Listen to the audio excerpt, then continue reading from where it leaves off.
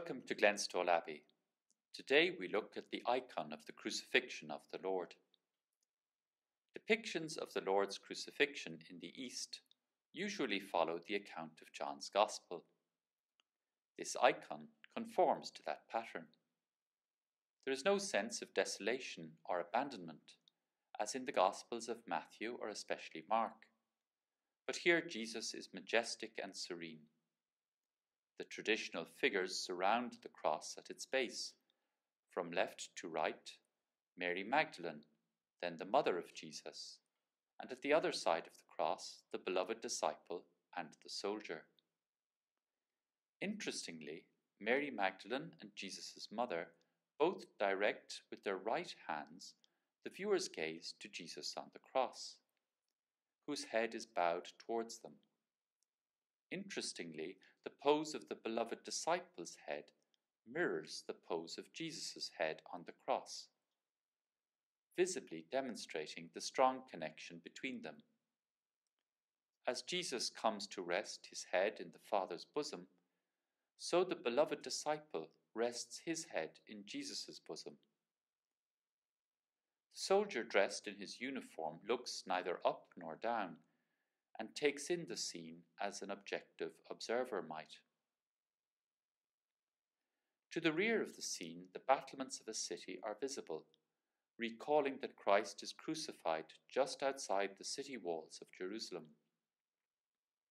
This was a common Roman practice, to remind city inhabitants of Roman power and to mock the vanquished. To ensure that the crucifixion is visible to everyone, Christ was crucified on a hill called Golgotha, the place of the skull. The hill is represented by steps around Irish high crosses, but here is a simple mound. Within the mound there is a dark cavern containing a skull. Apocryphal tradition situates the burial of Adam at Golgotha, and so it is Adam's skull that is viewed.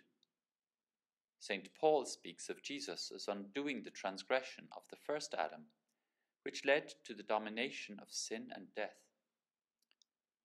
Through his obedience, Jesus as the new Adam conquers sin and death and brings life to the first Adam. The placing of the crucifix over the skull of Adam heralds his salvation, and indeed the salvation of all the children of Adam. The opening book of the Bible, the book of Genesis, tells of the tree of life in the Garden of Paradise. Because the first Adam sinned, he was ejected from Eden and no longer had access to the tree of life.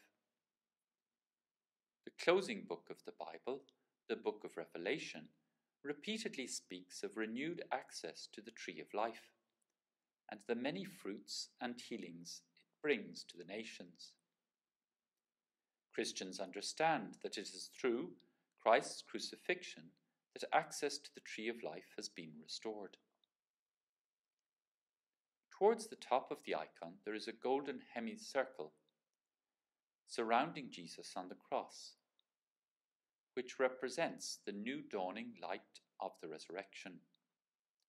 Whereas in the Gospels of Matthew, Mark, and Luke, there is darkness over all the earth for 3 hours, in John's Gospel, light prevails.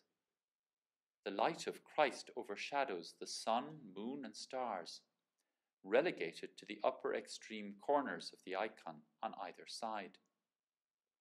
The moon and sun have facial features, as they were worshipped by pagan peoples as gods.